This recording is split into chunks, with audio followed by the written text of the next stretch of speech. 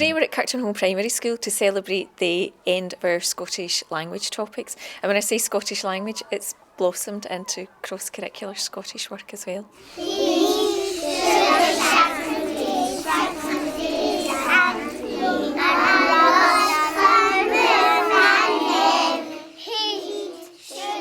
Because Kirktonholme Primary School is such a big school, we this year decided to split our celebration of our Scottish learning. So we had our nursery class up to our primary 3 children in one section of the school, and we had our primary 4 classes up to primary 7 in the main hall of the school today.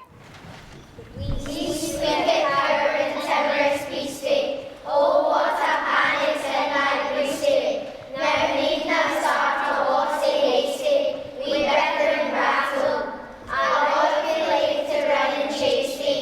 We murder and battle. For the last 2 years, we've developed a programme of Scots in our primary school because we realised there wasn't a cohesive, progressive programme in place. We looked at Burns poetry and that was about it. So since last January, every year we spend a whole month looking at Scots in our life. So it's drama, it's music, it's art, it's language, it's writing, it's listening and talking. Listening and talking are 2 of the main aspects of the programme. I started liking Scots in primary 4 because my first Scottish thing that I was doing was The Boy and the Bunnet. When I moved on to primary 5, I really like Scots now, so I'm desperate to learn about it every year.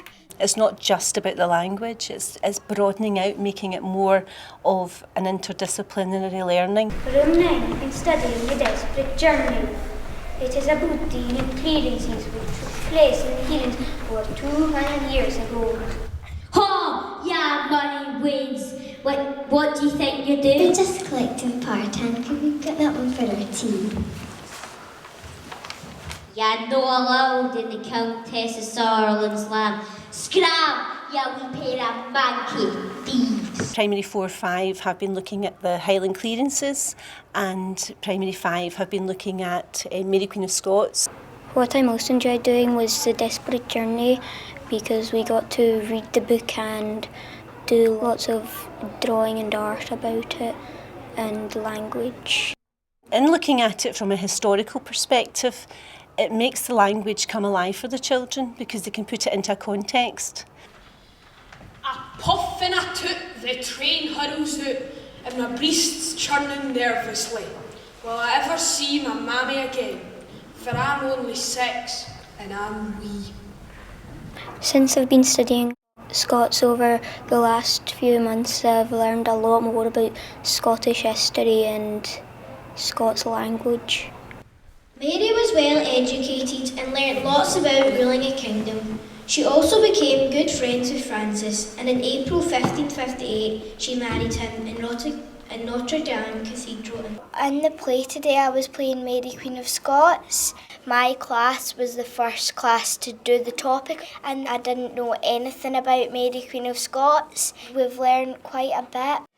We've got some facts up here about her and we made our own coats of arms to do with the topic. There's a very good website on Education Scotland. There's a chap called Ewan McVicker, and here at Kirktonholme we've kind of tapped into a lot of the Scots songs. Again, singing Scots songs helps the children to engage. It's a language, take their seat. It's a language, take go. It's a language, take their seat.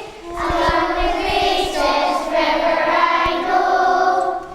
Goodbye, my wee croft.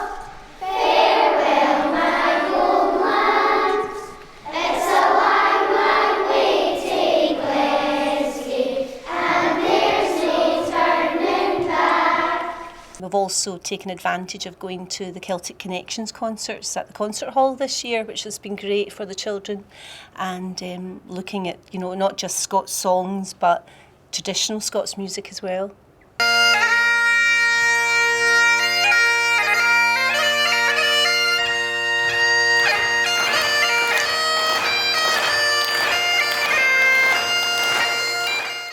Well, I really enjoyed the Scots Assembly. It's a good opportunity because other people are learning different stuff about Scots, because we had poems and songs and acting. We're always looking to develop it. Next year, the staff have identified that we would like to include dance and more work related to social subjects and Scottish history in particular, so that it will evolve to include more work on that next session.